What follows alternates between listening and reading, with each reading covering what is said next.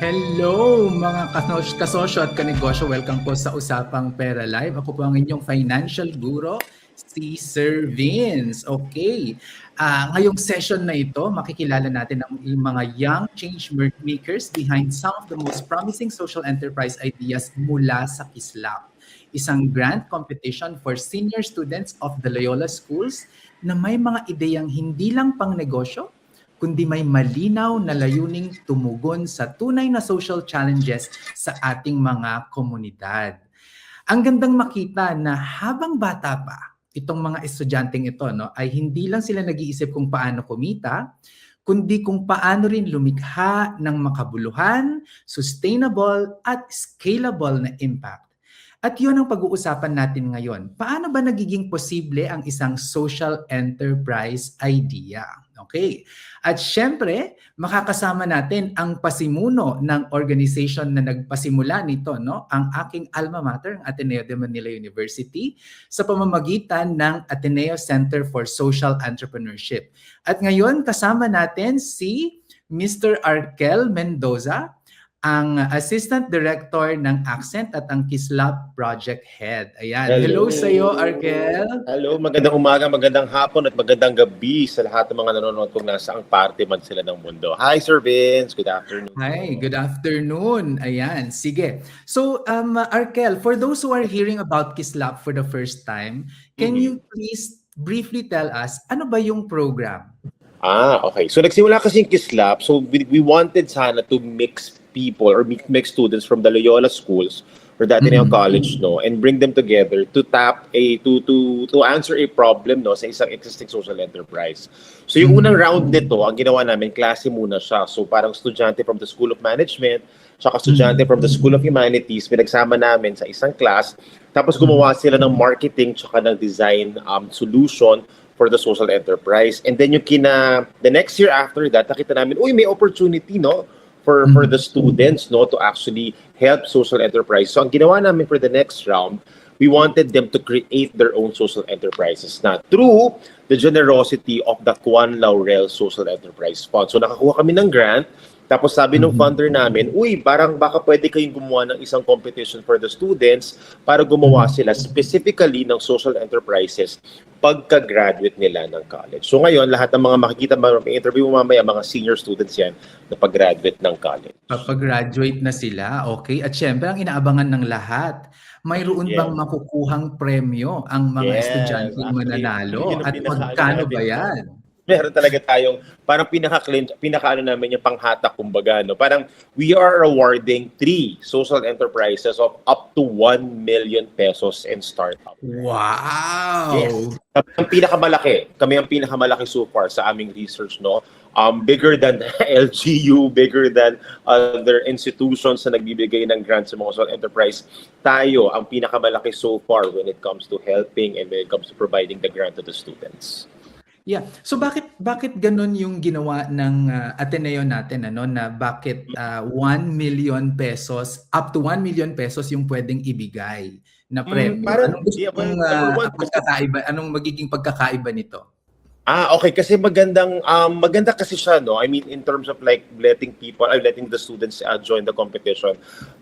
Parang we deemed it necessary na parang lakihan natin yung grant para mas maengganyo silang ipagpatuloy yung mga negosyo nila. Number 1. And number 2, parang nakita natin na parang we found out that through interviews na parang the moment that you give them an opportunity, a bigger opportunity to really continue, a bigger opportunity when they're still studying, mas nako-continue nila yung concept after college. And yun naman yung gusto talaga namin mangyari, Parang hindi lang siya, kumbaga, thesis project, hindi lang siya class project. Gusto namin na pagkatapos, when they graduate, tuloy-tuloy pa rin yung kanilang passion, sa paggawa ng social enterprise. Kaya talagang nilakihan namin yung premyo na makukuha nila. Naku, ewan na lang natin talaga, kung hindi pa nila masimulan ang kanilang social enterprise with that prize money, So, aside from being Ateneo students and seniors, ano pa yung eligibility requirements para For now, sa ating first round, ito pa lang. first run natin ay dapat college students sila sa Ateneo de Manila. Okay. So, I think what makes Kislap different is that social enterprises, yung mga binubuo natin ng mga business ideas. Can you briefly explain to us, ano ba yung social enterprise?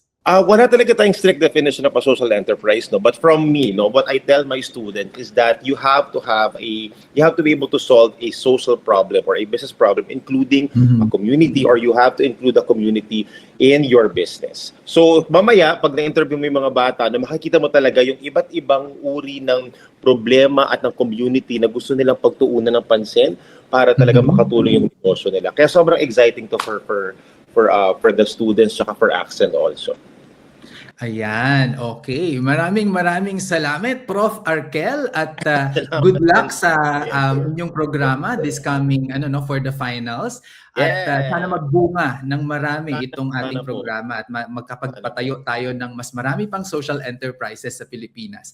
So sa ngayon ay mayroon tayong i-interviewin na 6 na finalists, no? I think dito sa ating programa. At sisimulan natin yan in this order, no? Sa Sulu Asin Batu, AgriConnect, Sibol Creamery, Patch D, Claro, at Alauna. Ayan, okay, sige. So, papasukin na siguro natin ang unang grupo, ang Sulu Asin Batu. Okay, at makakasama natin si Nadine Jimenez, Monsi De Castro, at Marty Ching. Ayan. So bibigyan natin sila ng pagkakataon na ipaliwanag, no, at i-introduce sa atin ang kanilang social enterprise. So hello sa inyo, Nadine, Monsi, and Marty. So can you please tell us about your social enterprise pitch? Okay, so we're Sulu Asin Batu. We actually started out as a salt making processes like Asin Batu and make them more known in Metro Manila because not a lot of people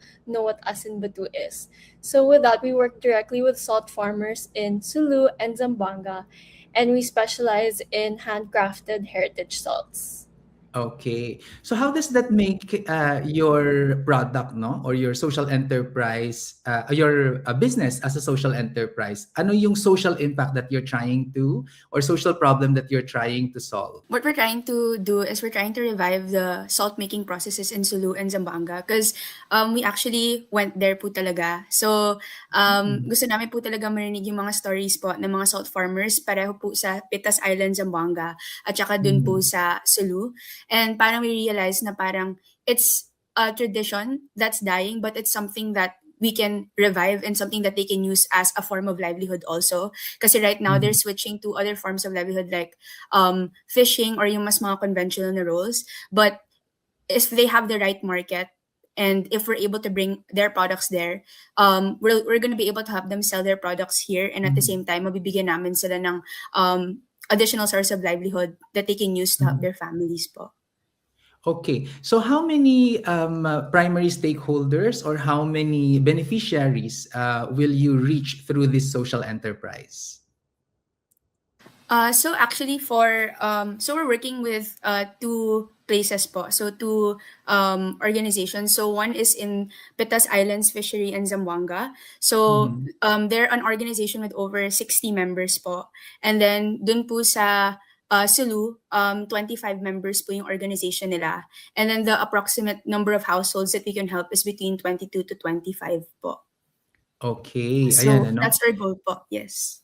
Okay, so if you're going to help these communities, and these households, do you have an estimate? Ano yung magiging goal ba natin dyan? Simply, they're going to have a livelihood, or meron na ba tayong metrics in terms of how much they're going to earn as an additional income? Oh yeah, so right now we're saying 20 to 30% per month of what we currently earned.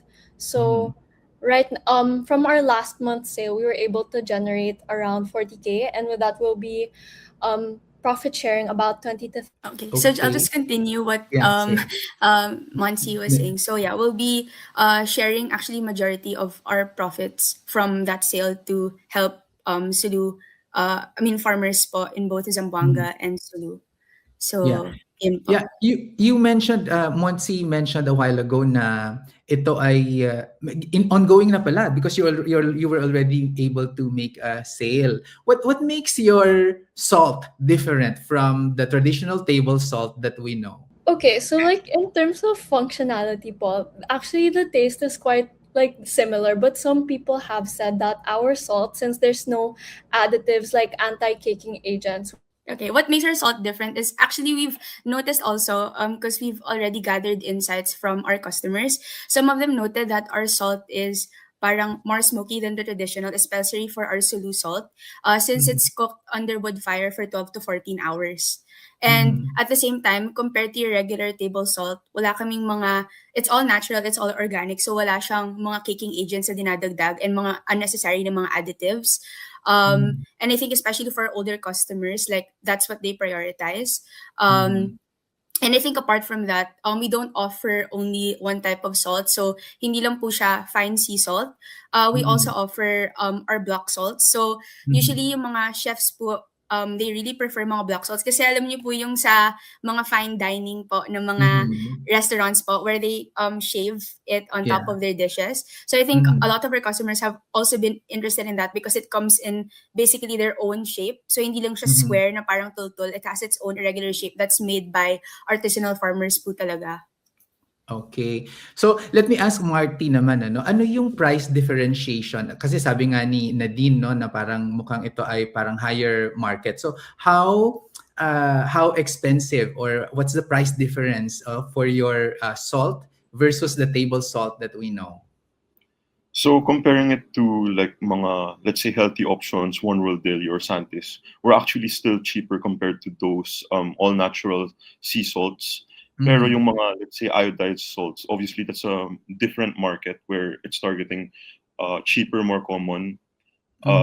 So yun yung mga iodized, it's usually cheaper. But when it comes to mga all-natural, we're still cheaper compared to the ones in mga stores for gourmands or yun, or delicatessens.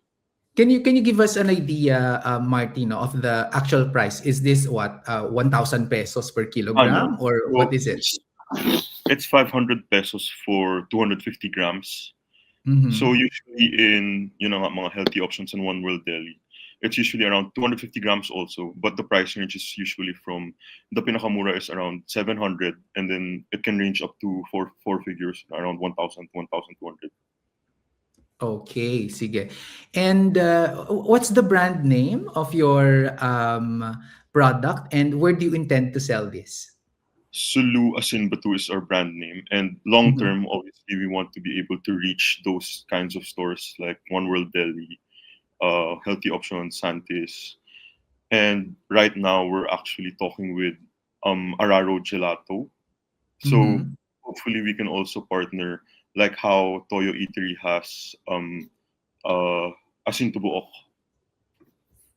Okay. And this is, I think, a question for the three of you. No? How has your Ateneo education helped you in coming up with this social enterprise idea? Paano kayo prepare ng Ateneo for this? I think in general, like ever since we began like studying in Ateneo, there's always been like in all of our classes, there's always been this kind of idea being raised in us na parang it's not just to create businesses for profit. It's also always thinking about how you can help basically other people with their businesses. And also for basically the class that we're currently in, our professors have been and advisors have been very open to the idea of these things, and actually they're the ones helping us get connected to basically these places like in Mindanao. Syempre, these are places that are hard to reach, and sila yung nag-open up sa amin idea na we can actually reach these markets. Like there are a lot of misconceptions about those markets, but then if you actually talk to the people, listen to their story, there's a culture that's richer than ever that you can bring and share here in the Philippine market. So, Ayan. Thank you very much, Nadine, Monty, and Martino. I think you have a very wonderful social enterprise idea, and I wish you all the best. At sana makapag-present kayo ng maayos this coming finals. Okay, so let's go to the next group, which is AgriConnect. And AgriConnect is represented by Soj Gamayon and Edge Angeles. Ayan. So nakita natin ano dito sa ating mga ano natin sa mga social enterprises natin na talaga namang ano sila nag-excel. Okay, ayan. So kasama natin si Edge, Soj at si Vonnie. Okay, so Hi, Sir Chris. Good afternoon po. Good afternoon. hi, good afternoon. Okay, so please, can you tell us about your social enterprise idea? Right. So AgriConnect is a result of our lived experiences. Personally, I come from a province 12 hours away from Manila, and I have an uncle who is a rice farmer. For him, farming is really a lot of gambling and a lot of risks that are uncertain. So for me, as someone who has gone through the Ateneo education with my peers that has always had their own experiences also, we didn't want to take that sitting down. That's why we wanted to create a platform where agribusinesses can manage their risks using AI and sensors so that they will achieve a world where no harvest is left to chance. Hence, AgriConnect came to be. Okay. So, but can you give us concretely what AgriConnect does? Is this a service that you provide to the farmers? Right. So basically, it's 3 steps. Po. The first one is data collection. So we plant our sensors. So we actually have kind of a prototype for sensors. We plant it in the field, and we detect 3 of the most common sources of risks for agribusinesses, which is temperature, soil moisture, and pests. And from the data that we collect, we put it to our cloud. And then this is where our AI comes in, our innovation, wherein the AI interprets the risk that is detected in the field, and they give you recommendations on what to do next. So it's more of a co-pilot. It's more like an assistant to the farmers so that they know exactly how to act on the risks. Because sometimes the biggest threats and risks that they see are those that are invisible. But with sensors like this, they can detect it before it's too late. Pero actually my question here is, pero di ba yung mga farmers nga natin ay medyo hirap na to use technology. So how will they be able to learn how to use this technology? I guess something that we want to make a distinction on is that we're targeting agribusinesses, not necessarily the farmers themselves. So I guess the main difference, right, is that the agribusinesses, they're the ones who are the decision makers for these medium to small scale farms. And the idea is that the reason why we're integrating AI is so that this data can be broken down into something really, really simple. So something that we do advertise with our innovation is that we use a stoplight system where in the app, once you see the data, there's going to be a red saying na, ito, kailangan mo ng agapan kagad, pero kung green, edi okay lang, right? So it really simplifies that process and that decision making for these agribusinesses so that they can much more easily address the problems in the farm. And on technology adoption, Sir Vince, actually what we're trying to do is partnering up with national government agencies like the Department of Agriculture and the National Irrigation Administration, because right now they are the most trusted of these farmers. So we're trying to also integrate technology learning sessions so that we can slowly adapt these high-tech technologies into the field. Yan, ano. So, okay. Bigyan natin siguro ng mas konkreto. Like, give us, you said that, this application or this technology will be able to address risks that farmers or, the agribusiness will face. So, can you give us one concrete example, a use case for this service or product? Yeah, so for example po, Sir Vince, kunwari, given the 3 main risk factors po, for example, you detect that the soil moisture is a bit too, let's say, dry, and then you have we are making the prototype to be able to detect certain types of pests. The way most farmers used to do it, because is that they would just like do it intuitively. Sure, they have a success for that, but then at the same time, for example, for pesticides, it's just a spray and pray, and they use all sorts of pesticides. So mataas yung costs nun. For us, when we give you like a recommendation, for example, or we detect this like pest A, we can give you more targeted insights. So you can use like a specific type of pesticide lang, and then some other recommendations along those lines po? Kasi sometimes, sir, sa mga na-interview po namin, may farmer po from Rizal, 20 types of pesticides and insecticides daw po yung spray niya. So, Oh my dagdag gasto yun sa kanya at mamamatay din yung quality ng soil and the crops. So, with Mhm. AgriConnect, we can pinpoint, ito yung exact na, like example, a leaf hopper that carries tungro virus. May leaf hopper dito. So, ito yung specific na pesticide na isi-spray mo para makasave ka and maagapan mo ng mas mabilis yung nangyayari sa farm mo. Ayun. So parang may ano nga, no, sabi mo parang may co-pilot yung ating Yes. mga farmers on that. Pero ako, I'm just being a devil's advocate to you, ano. Yung kasi inisip ko ang dami rin ngayong mga false information coming from the AI, ano, kasi kailangan mo ring guardiyahan siya. How will the farmer or the adopters know that what the AI will tell them are correct? Yes, I think it's a lot of, I guess, the function of really trying to get as much diversified data as possible. And that is where we are right now in this stage with Kislap. We're trying to get support also, hopefully monetary, also from Kislap so that we can actually get as much data as possible so that hindi mag-hallucinate yung AI na ginagamit namin to provide recommendations.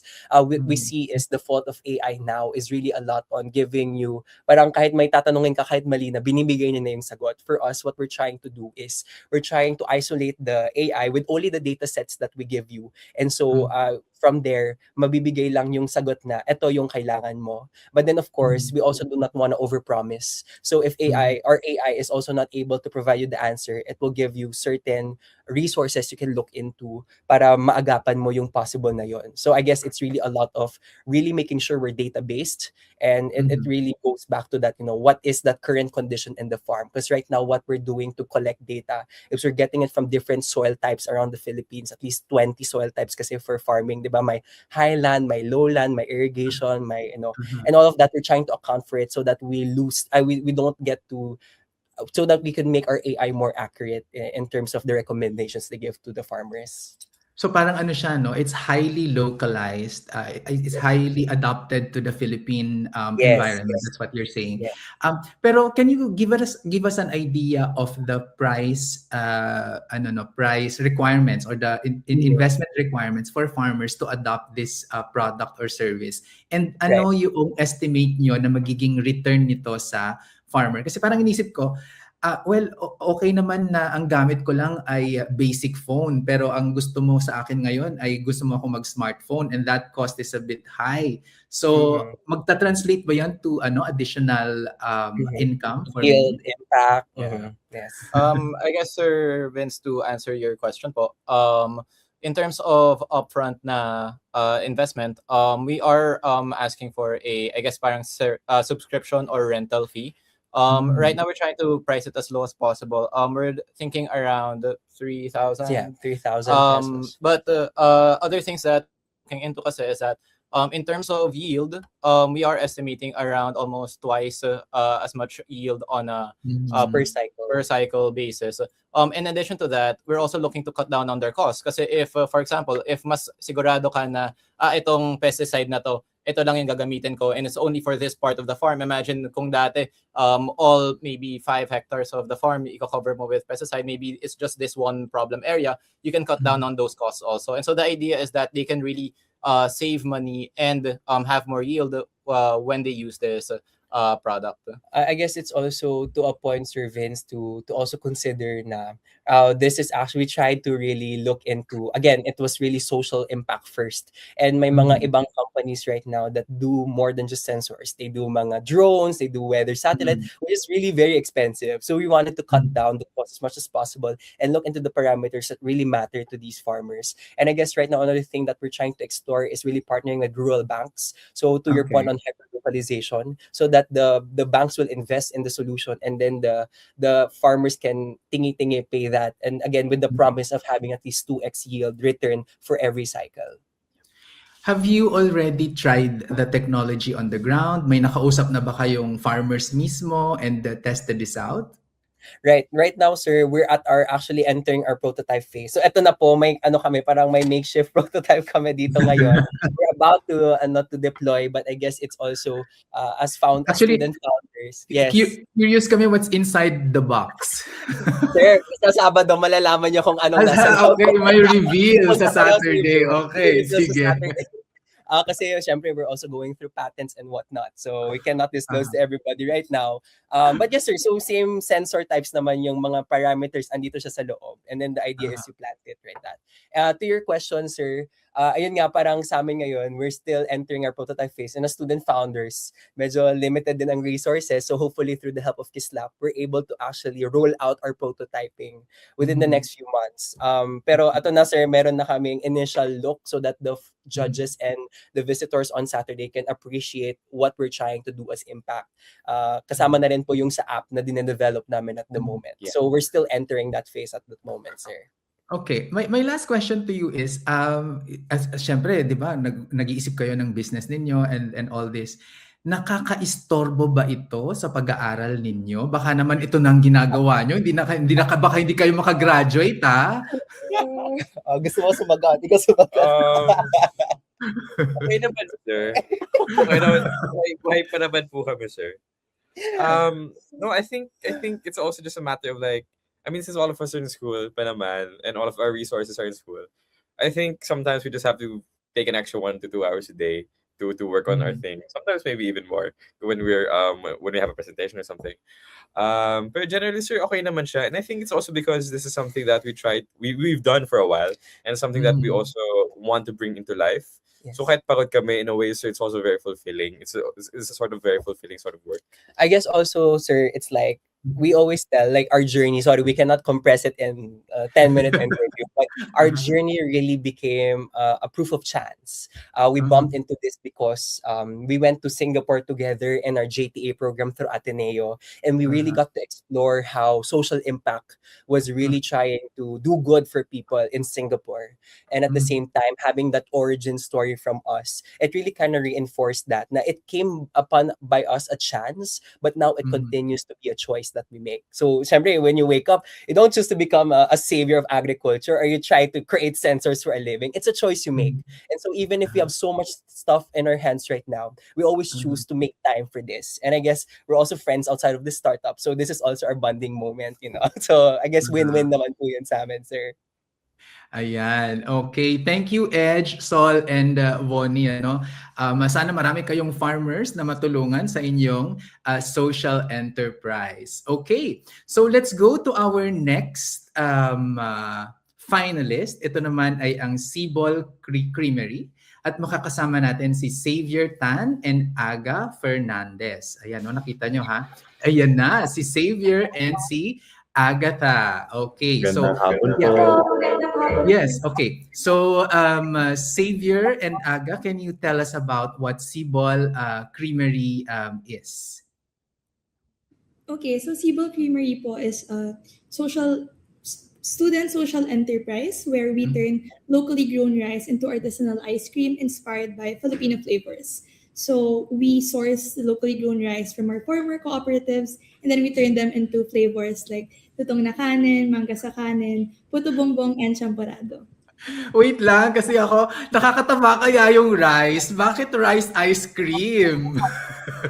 Actually po, yung inspiration namin sa Sibol is it came after I attended this workshop po na in-organize ng isa pang social enterprise na pangalan is Good Food Community.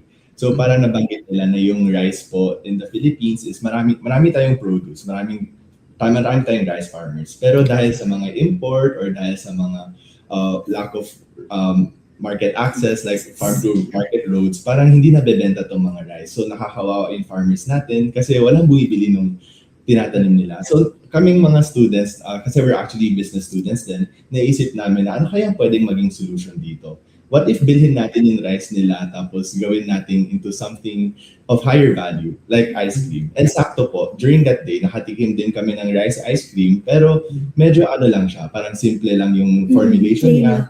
Kaya naisip namin na we could build something up from this po. And that's how Cebol Creamery was born po. Okay. So, how many rice farmers are you targeting with your social enterprise? Okay, so for now po, we're sourcing our rice from 2 farmer cooperatives. One is Good Food Community. So ang farmers po nila is from Capas Tarlac. And then the other cooperative that we're supporting is Hanap Gulay Maginhawa from Balanga Bataan. So for now, yun po yung tinatry naming i-support through regular ordering of the rice from those 2 cooperatives. Okay. So I'm guessing you've already sold your rice ice cream, Yes. no? Ano yung mga delivery channels ninyo, and what's your target market? Okay, so sir, in target market namin, we believe naman po na right na ice cream is for everyone. Parang napansin namin na yung mga typical na bumibili or nagre-repeat customers sa amin is yung mga kabataan po, yung mga Gen Z na madalas on social media na parang very support local po yung kanilang mindset. Kaya yun po yung naging na-label naming target market namin, which is yung socially conscious, experimental, and community-driven Gen Z. Yes. And in terms naman po of our channels, dahil yun nga po yung target market namin, meron kaming 2 main channel. Una po is madalas kami mag-bazaar and pop-up across Metro Manila. So since our launch in December, we have 8 bazaars na po. So in Quezon City, in Pasig, na-try na din namin sa BGC. And then, maganda naman ang feedback namin so far. Meron din po kami online, like sa social media, pero bale through delivery or meet up siya. Although pints lang ang tinitinda namin dun po, sir. Yeah. Yes. Okay. Anong price point nung ice cream ninyo? Is this like a dirty ice cream level ba to, or premium ice cream ang inyong positioning?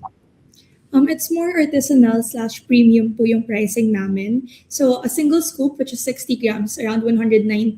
Tapos yung double scoop is 179. Our pints are priced at 449 each. And the reason why we came up with this price point is, of course, we had to take into consideration yung business costs namin in producing the actual ice cream, and also yung social costs that come with buying the rice at fair value, because we really wanted to buy our rice sa tamang halaga from our farmers. So hindi namin siya binibili ng sobrang mura. Kaya nag-i-increase yung price namin. Can you give us more figures on that? Kasi gusto kong sunggaban yung sinabi mo na fair pricing. So how fair is fair? Siguro po sir, di ba ang typical na rice natin ngayon yung puting kanin, before 50 pesos kada kilo, pero siguro dahil sa oil crisis, para pumalo na siya ng 60. Yeah. Isa sa mga flavor namin sir is yung tutong na kanin, at ang ginagamit naming rice doon is organic red rice. And since colored rice siya at organic, ang price na nabibili namin siya is around thrice that, so which is 150 to 180 depende sa season po. Yeah. Wow. And to add po, that's the reason why we source from these farmer cooperatives, to make sure na yung binibili namin is hindi sa middlemen, and instead tama yung presyo na binibenta nila, so that they can keep supporting their farmer partners as well. So yun po yung reason kung bakit co-ops yung partner namin. So my question also is, how were you able to do your sales? Sabi nyo, kapag 8 beses na kayo nakasali sa bazaars and pop-ups, how was that possible? So one of our team's org structure po is meron kaming chief growth officer. So siya po ang bahala sa business development namin. So actively kami nag-source ng mga bazaar opportunities, parang sumasali po kami, nag-i-inquire kami. And siguro ang na-observe or natutunan din namin sa pagsali sa mga bazaar po, sir, is kapag nakasali na po kayo sa isa, tuloy-tuloy na yan po. Parang may mga nag-i-invite na rin sa amin, tapos nag-i-yes naman po kami. Pero may strategy din kami, sir, na sinisigurado namin na yung mga sinasalihan naming bazaar is nandun yung target market namin na community-oriented. So, hindi lang kami sumasali sa mall lang, parang ina-ensure namin na yung mga dumadaan doon is yung mga medyo socially conscious. Kasi yun nga po, sa kanila po mag-resonate yung story namin. And actually, malakas din kami sa networking. Yeah. Parang I think meron kaming calling card na binibigay namin. Ganito yung calling card namin. So this is mine po. Cebol Creamery. We give this away to our customers and tell them if you have events or if you have opportunities for us to join, then just give us a call or like a message. And I think adding to what Xavier said, in terms of figures, we're proud to share na throughout those 8 bazaars, we've sold over 1,000 units. So that's across the scoops and the pints. And our running sales since our first launch in December is around more than 200,000 pesos. 200 more than 260,000 po. Yeah. Okay. So, how much do you need to be able to scale up your social enterprise? So actually po sir, yung pag-scale up sa amin, we try to divide it into like 4 phases. So ang pinaka-priority talaga namin sa first phase po is to find a permanent sales channel. So maybe a weekend market or through consignment. And we know na medyo may rent expense yun. So we honestly want parang as much as we can get in terms of capital. And pagdating sa phase 2 of our growth plan po, ang gusto na naman namin gawin is to bring production in-house. Currently po kasi as students, parang we still work with a toll manufacturer kasi huge investment po yung machine. But then it could also, because we work with them, medyo mataas din po yung COGS namin. Kaya we also want to bring production in-house para ma-manage namin yung costs better at para mas may freedom din kami sa paggamit namin ng rice at saka ng iba pa naming mga possible raw ingredients like tablea or ube. So that's a huge investment in terms of machinery. We need to buy ice cream. We need to we need to consult with a lot of stakeholders like people in the culinary field, yung partner farmers din namin kung paano gamitin yung produce nila. Kaya as much as possible, we really want kung ano talagang makuha namin. Opo. And actually, that's our primary motivation why we joined Kislap. So I guess from the start, even though this is a thesis project, we already had the vision to continue Seabolt even after graduation. Because we're all advocates. We all dedicated so much time and effort for Seabolt Creamery. And we all want to continue this, not just for ourselves, but again, for the advocacy that we're fighting for. Kaya, yun po, we really hope to get the prize money from Kislap to grow the business. So, okay. And ano na ba yan? FDA approved na ba yung inyong ice cream? Hindi pa po. Pero actually, that's also one of the goals namin. So after we graduate, after hopefully we get more funding, we register the business, get FDA approvals, get patents, then siguro like the nutrition anong bang tawag doon? Para makita namin yung breakdown ng nutrition facts. Para mas may credibility yung product namin. Opo. And we also want to look into the patenting nga po kasi we're actually the first rice ice cream in the country. So I think that's something na competitive advantage namin against like other ice cream brands in the market. Ayan. Okay. So thank you very much, Agatha and Xavier, and good luck sa inyong presentation this Saturday. At sana mas marami kayong ma-produce na ice cream para mas marami tayong mga farmers na matulungan. Okay. So punta tayo sa next group natin, and this group naman ay ang Patched. Okay. Ang makakasama natin si Chandra, Caitlin, GP Lapid. Mukhang mag-isa lang siya, no? So Patched is what kind of social enterprise? Ayan.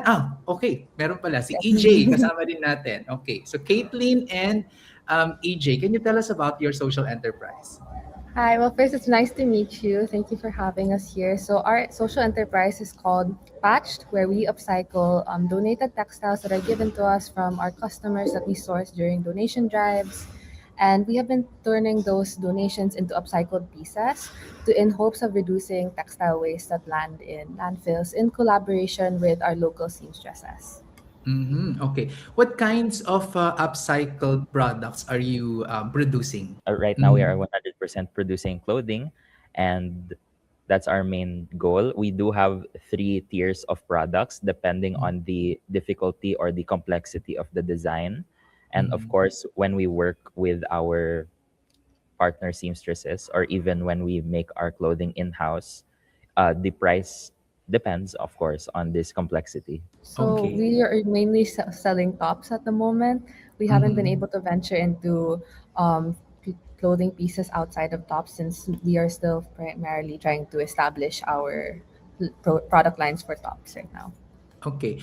Do you have a sample product that you have with you right now, or if not, can you describe? Kasi ang lawak kasi ng ano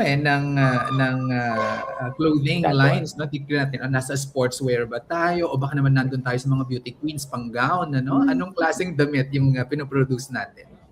So it's like what I'm wearing right now. It's more for like day-to-day wear. It's for like yeah. So it's more of like Okay. for daily wear. It's not like the usual upcycled clothes that are for formal wear. It's something that you could use on a day-to-day basis, which is why our pricing is relatively low compared to other upcycling brands, because we hope that these clothes could be used, like the wearability would be high, because at the end of the day our goal is to reduce textile waste. And what better way can we do that by extending the longevity of the clothes, by ensuring that these clothes can be worn in your day-to-day and incorporated into your day-to-day closets. So, magkano yung ganyang polo shirt, and where are you available? What's your channel? Okay, for a like this, it will go for around 1,200 pesos. But we do have other pieces. Our general range is 499 pesos to the 1,200 pesos. But since this involves a lot of different stitches and a lot of different patches, we do consider it a more complicated piece. Therefore, we make it to that price. Right now, we are currently available selling online, and when opportunities arise, we do have consignment opportunities. And like right now, we do have one with Shop Chances specifically. But other than that, we do participate in a lot of bazaars and mostly online, yes.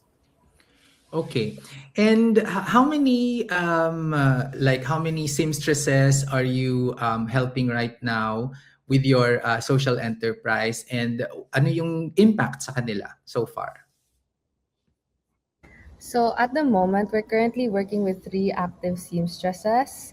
We've been trying to contact more, but then we have worked with seamstresses from Taguig, QC, Kamuning, and Rizal. But we worked with a total of 5 different seamstress groups. But then 3 have been the most active with us right now, and we've been able to give them like their own source of additional income, because we do pay them a fair wage naman for all of the pieces that they make, because we want to make sure that all our seamstresses are paid fairly. And so we hope that could give them some additional income as they work on the side, like as nanais. This could be their additional income to help support the family. And how can you tell us more about your target market? Sino yung nakikita nyo na bibili nito nung products ninyo? Yes, of course. So before implementation, we projected that our target market would be Gen Z people who advocate for sustainability, but not just that, but also who generally want to look good. But with our implementation, but once we have already implemented the project, we have seen that it actually does match with what we wanted to have. Gen Z sustainable advocates around the same age as us, ages 18 to 24. And in the bazaars that we have participated in, they've definitely looked at our clothes as something wearable for them and something that aligns with their advocacies. Okay. And what made you start this social enterprise? Bakit sa upcycling ang gusto nyong pasukin, and bakit mga seamstresses yung gusto natin na i-reach out? So this started as a thesis as well for our group. So we're all management economics students, so business students. And in particular, I have a minor in sustainability. So a lot of my classes have been encouraging that economics and the environment need to work together for us to develop sustainably, for us to really work together so that we don't compromise the environment while also making sure that we're able to develop continuously.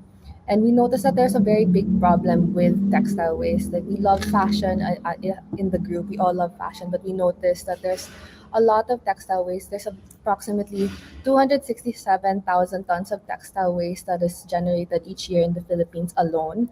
And we wanted to tackle that problem by turning some of these textile waste as much as we can, upcycling them so that we're able to increase the longevity of the clothes. And then we also wanted to collaborate with the local seamstresses because we wanted to give them an opportunity as well to partake in this upcycling and also to help us help the environment, because when you help the environment, you help everyone involved. And I think that's a very good thing to remember because we all live here, we all share this environment, we all share this planet. And so it's important that we do our best to take care of it.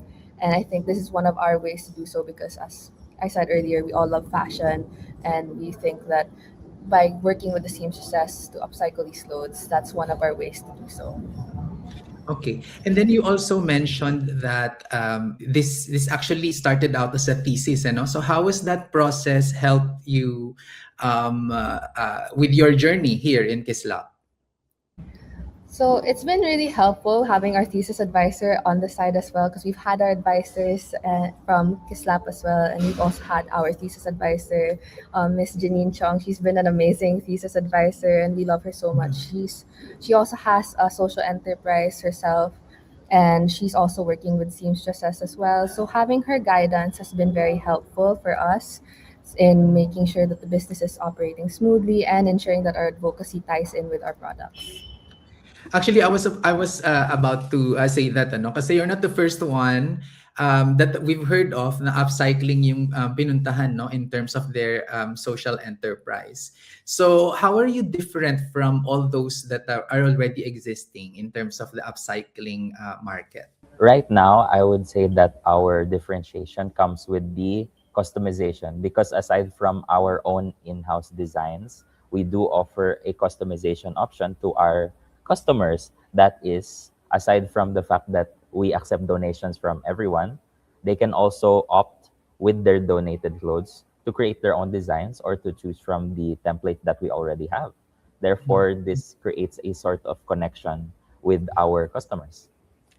And also Okay. to So add to parang, that, oh, yes, may yes, I go add? ahead, go ahead. So one of the things that we also make that I think would also differentiate us from our competitors is that, as EJ said, that we allow the customization process, and it's not just only the customization because you're donating clothes, and that's where our raw materials are from.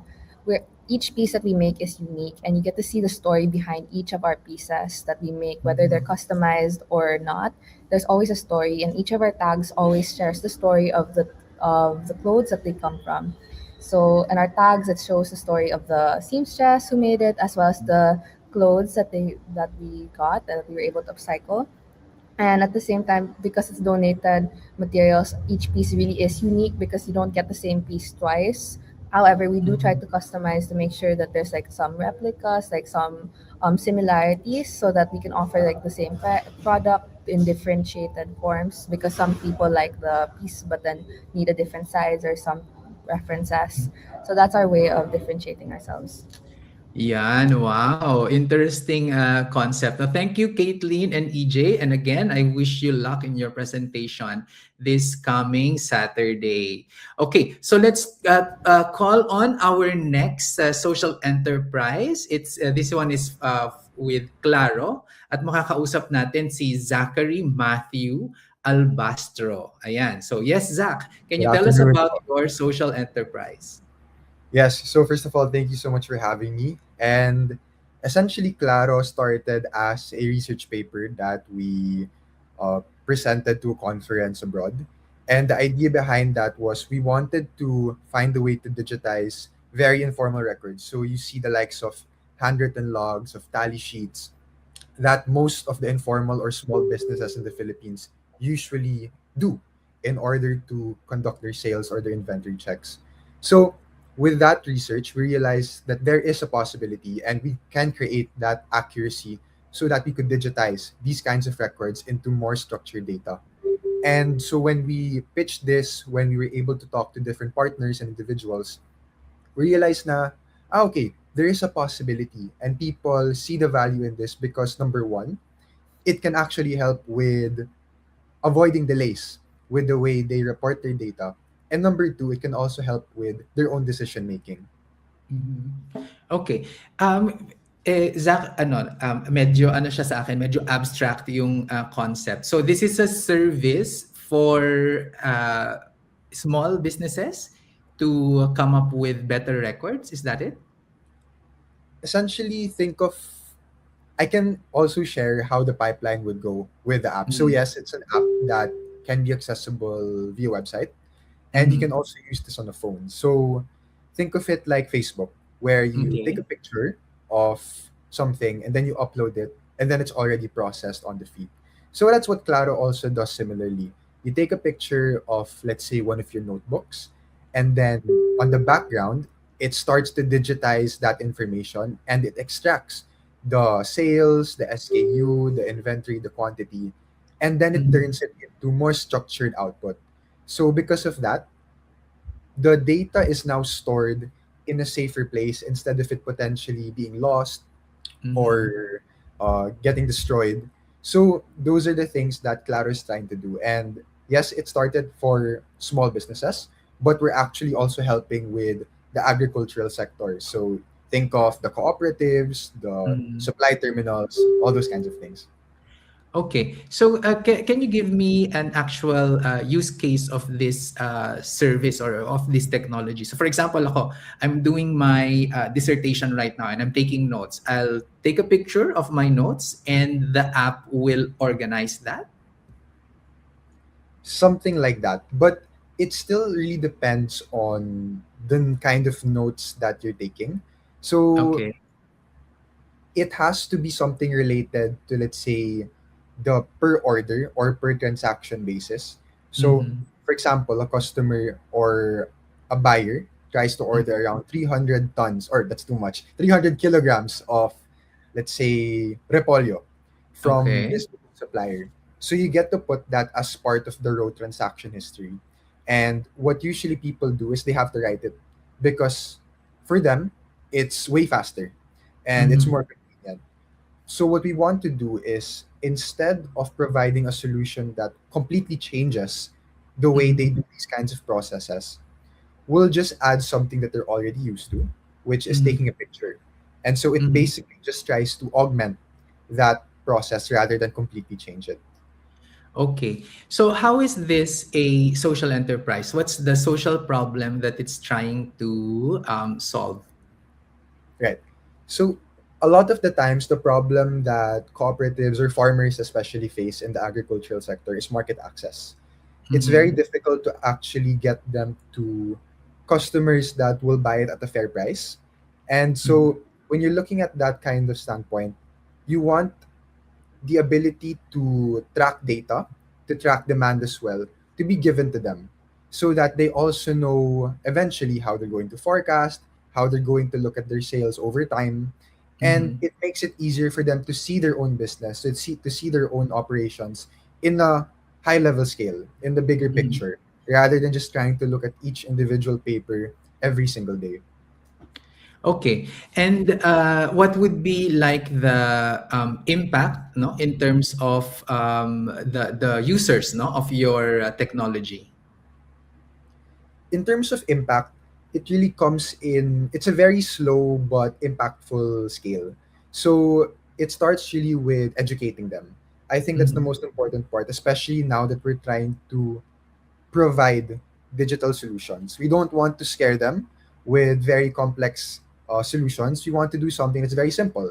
And so when we Mhm. always pitch it, we talk about it like as if they were uploading again to Facebook.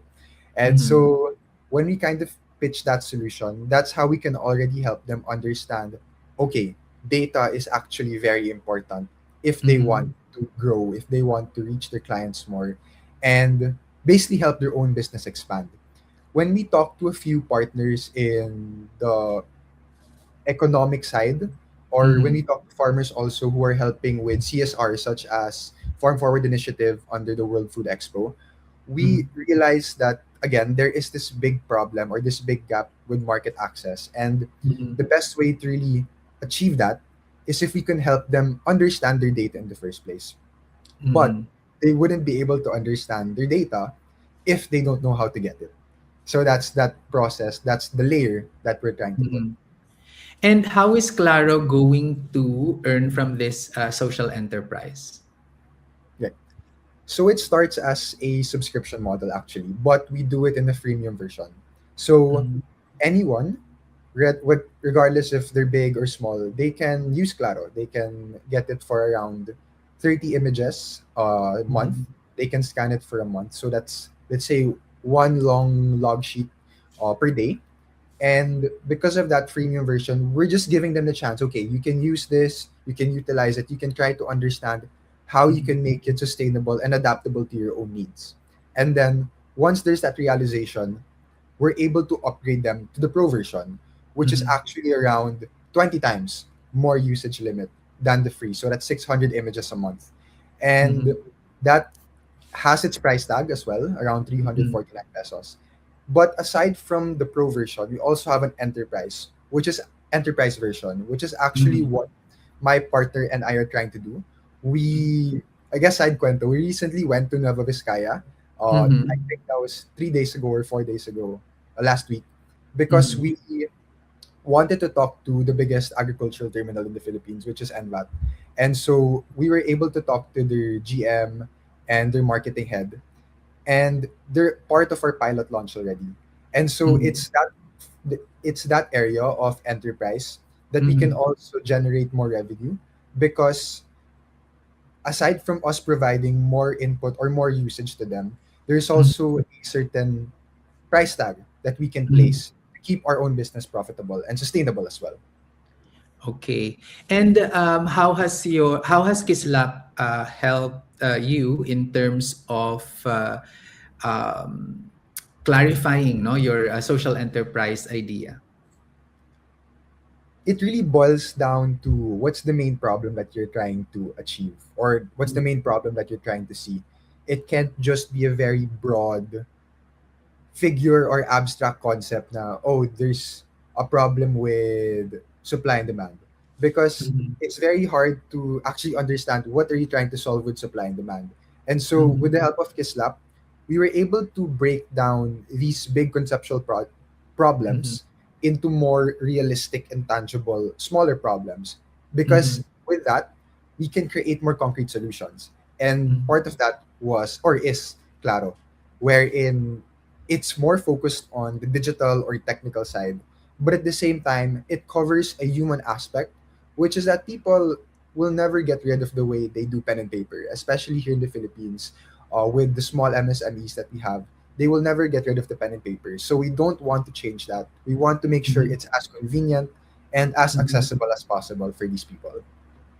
Ayan. So thank you very much, Zach, and good luck to your presentation on Saturday. Thank Okay, you. I think is this the last one? Okay, we go to the last group, and this is the social enterprise is called Ala Una, and we're going to talk with Carmela de los Santos. Ayan, okay. Hello po. Hi sa'yo, Carmela. Hello po. Ayan. So can you tell us more about Ala Una? What is it? Yes po. So, Alauna, we are the first specialized home dementia care in the Philippines. So, what does that mean? We train and deploy specialized dementia care workers, specialized in dementia care. Because right now in the Philippines, right, um, a lot of the times we're all familiar with aging, but then a lot of the times we just say, "Oh, hindi, nakakalimutan lang yan," or that's Mhm. normal part of aging. But then in reality, this could be like a symptom to an even bigger problem where they Mhm. start forgetting where they are, they start forgetting where they put their money, they start forgetting names, people's, and even their loved ones. And that's just not scary on the person who has dementia themselves, but that's also scary for the people around them, and especially Mhm. the loved ones that care for them. So we bring the expertise to the home. And also, as Filipinos, right, most of us are not that comfortable with sending our loved one to a facility. That's why we made it a point to bring the expertise to the home. Yan. Nako, timing na timing, Carmela ha, kasi we're doing a research with the United Nations on the care economy at nako, target na target ito. Pero curious lang, bakit Alauna ang pangalan ng social enterprise for care, no, for those who have dementia? Yes, po. Well, the most straightforward answer is that we prioritize care first. So, alaga Mhm. una. And the Ah, other, yeah, and the okay. other meaning is that ala muna.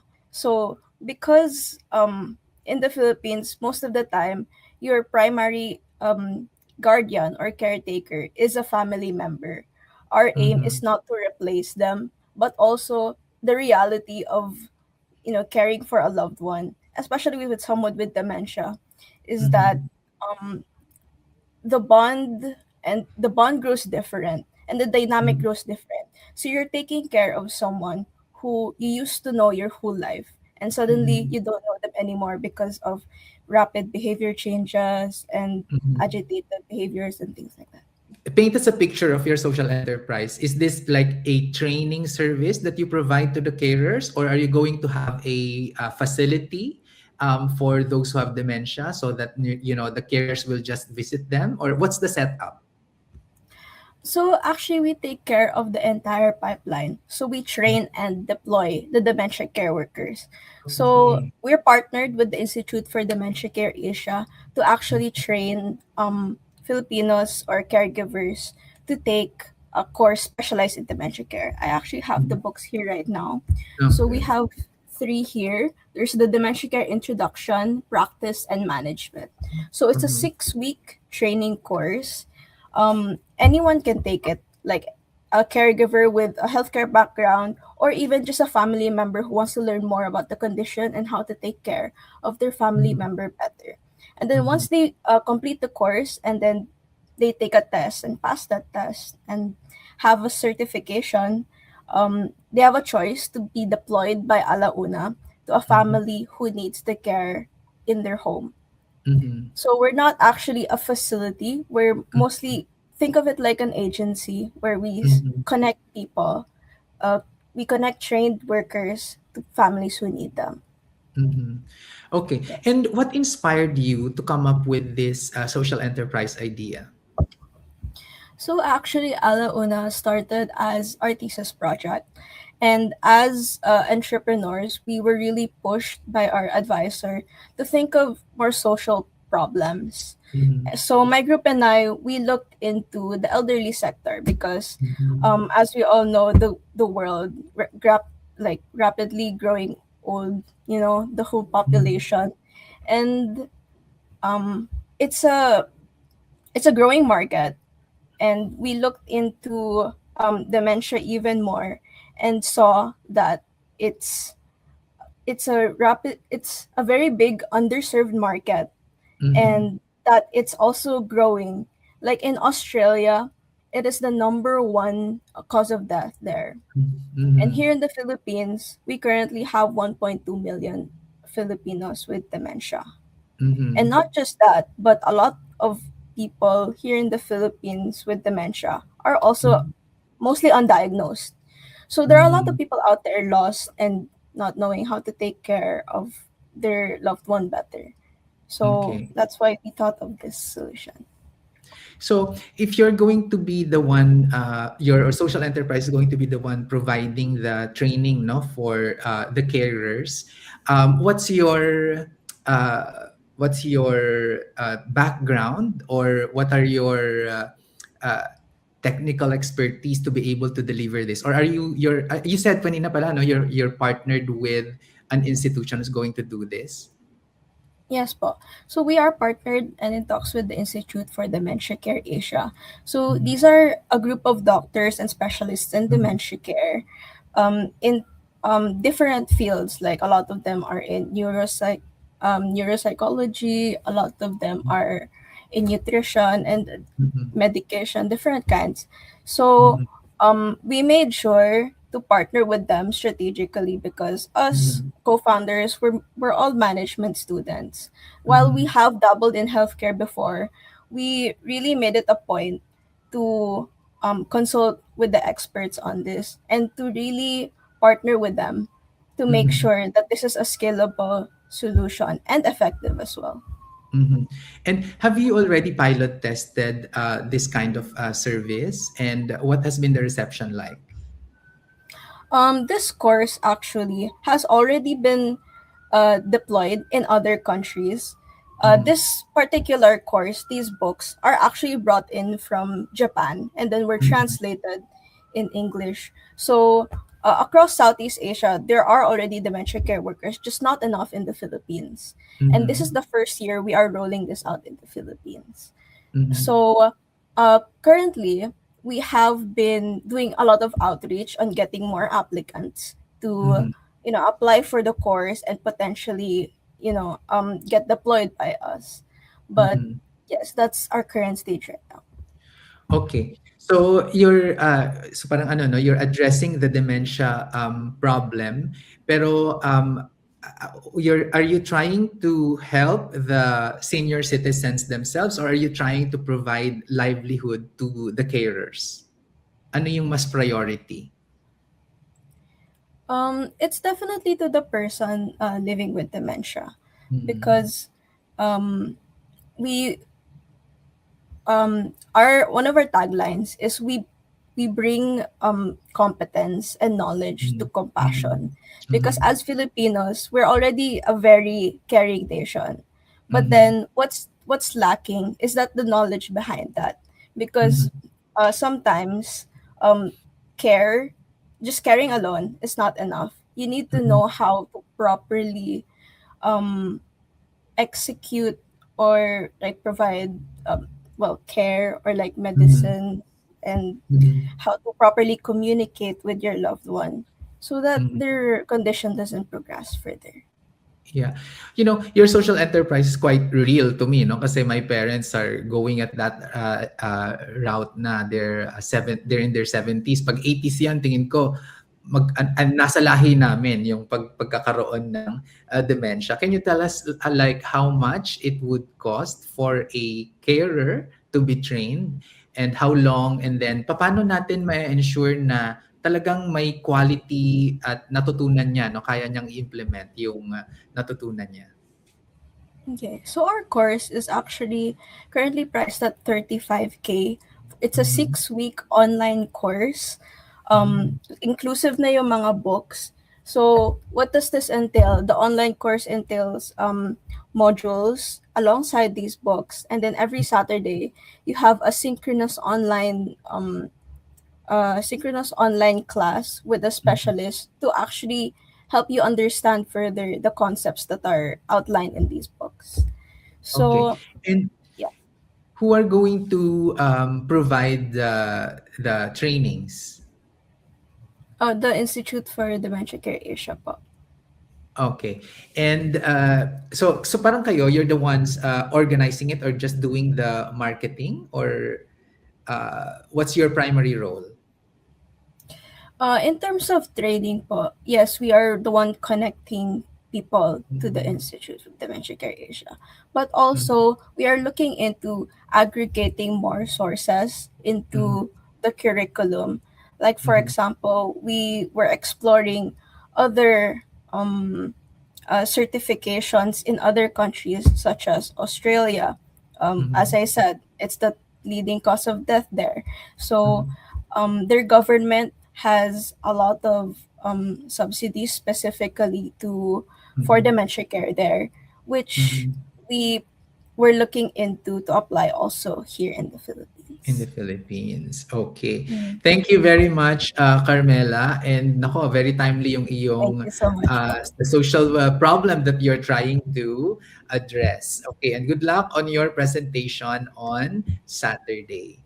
Ayan, mga kaibigan, mga kasosyo at kanegosyo, nakita po natin ang mga social enterprises dito sa Kislap program ng Ateneo Center for Social Entrepreneurship. Meron tayo sa Sulu Asin Batu, asin, yan, no, salt. Then we have AgriConnect, we have Sibol Creamery Ice Cream, we have Patched, we have Claro, and Alauna. And now to to give us a summary and overview of the Kislap program, na dito kasama ko ang aking bestie, si Ana Tan.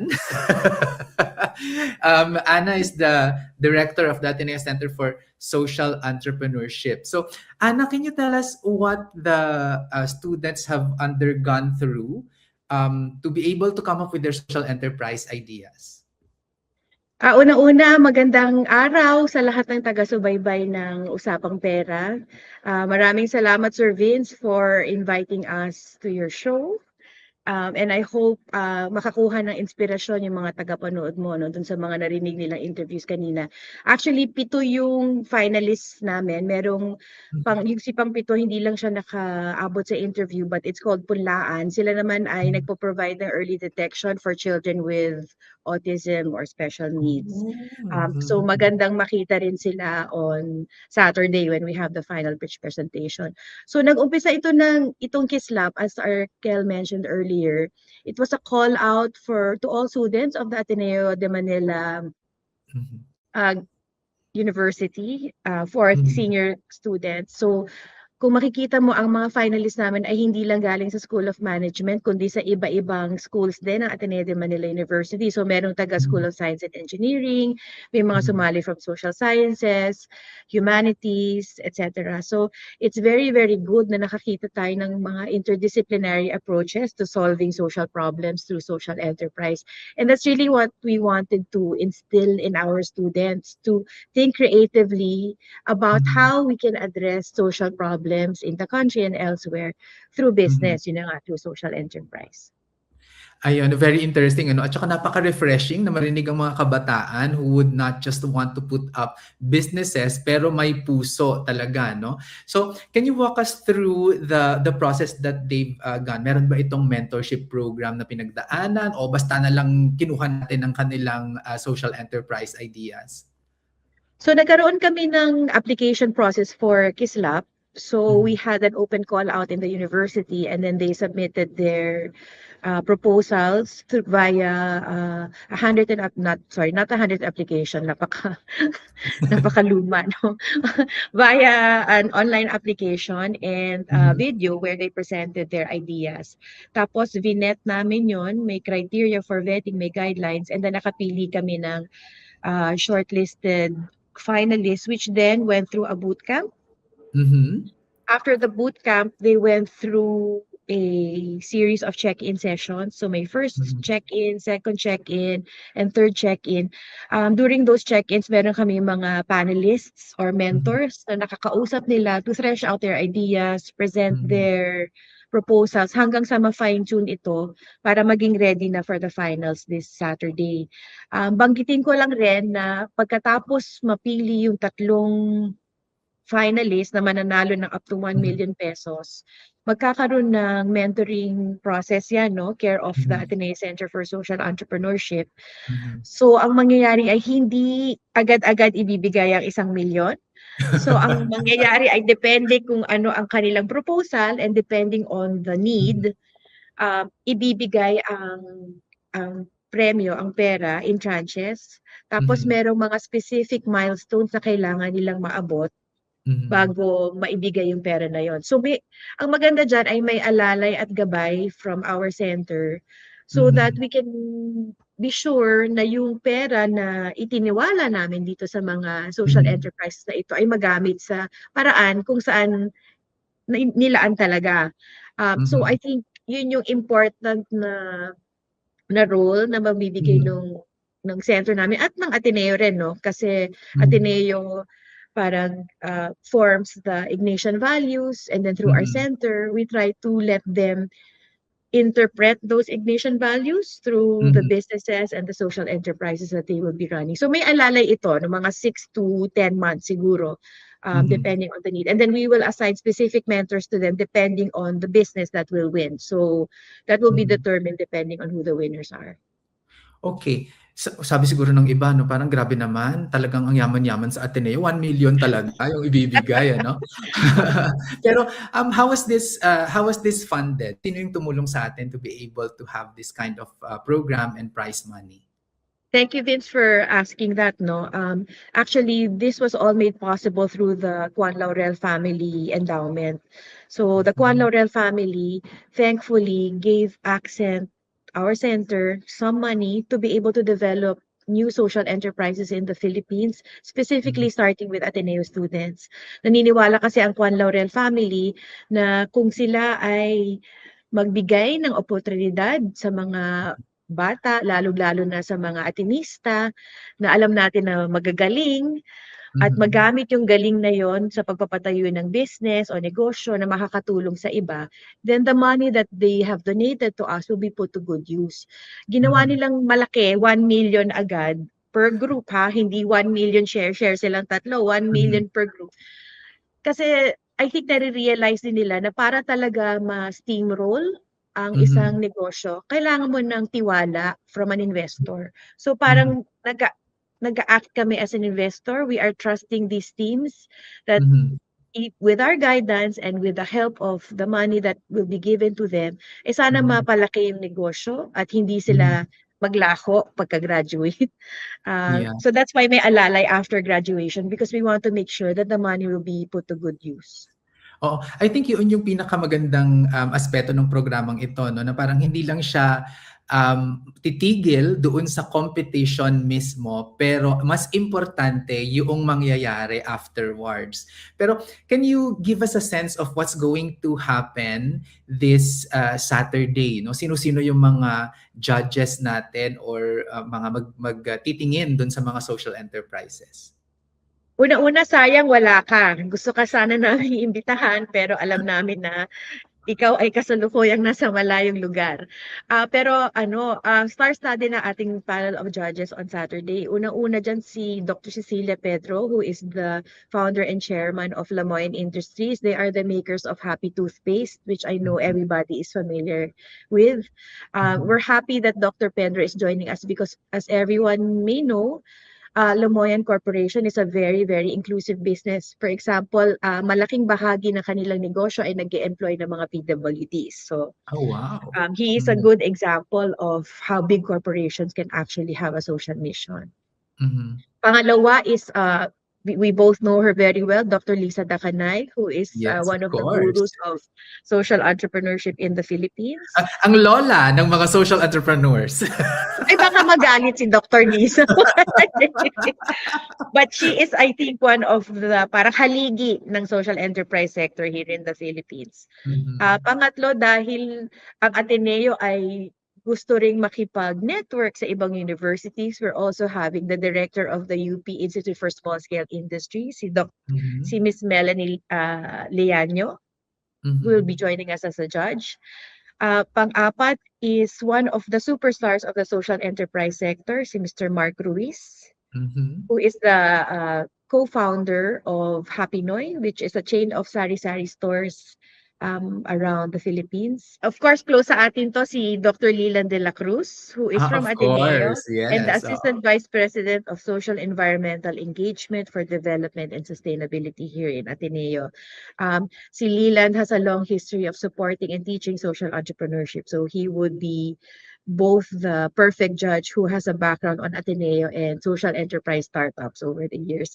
And lastly, we have Miss Mona Yap, who is also a graduate of Ateneo, but she is the head of Small Business Cooperatives Development Promotions from the Quezon City LGU. Naku, So, alam mo, it's a kung good mix of judges. Kinakabahan na yata ako ngayon para humarap sa mga judges na yan. Pero I'm sure they're going to have a very good experience kasi very valuable na magiging inputs ng mga judges na yan, ano? Pero what I'd like to ask as a parting question for you. Ano naman yung hope ng Ateneo Center for Social Entrepreneurship for this social enterprise competition, and at the same time, ano yung plans ninyo moving forward? Actually, the hope really is, and it's really part of the vision of our center here in Ateneo, is to build more social enterprises, to encourage more young people to think of social entrepreneurship and putting up social enterprises as a viable option after they graduate. Isa rin yan sa mga dahilan kung bakit seniors ang pinili namin para pagka-graduate nila ay ituloy-tuloy na nila yung social enterprise nila kasi in a way masasabi natin, wala na kayong excuse kasi ito binigyan namin kayo ng funding, ituloy nyo kasi may alalay rin from us. Eventually, I think, and I'm sure Vince, this is also what you dream about, is that social enterprises will be the norm for how all businesses operate.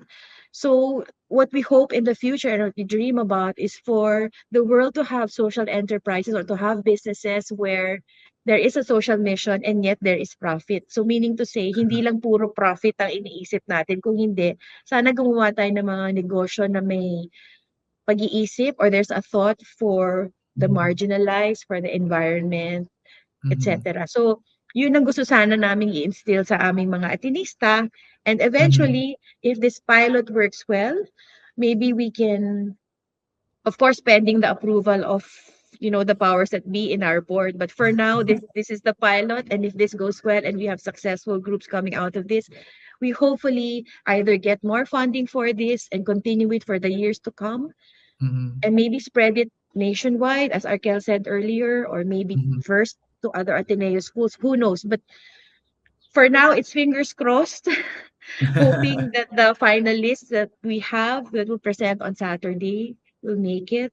And even if, let's say, those who don't get to win in the top 3, we hope that they still pursue their social enterprises, and maybe among the panels of judges, merong magsabi, sige, hindi kayo nanalo pero mag-i-invest ako sa inyo.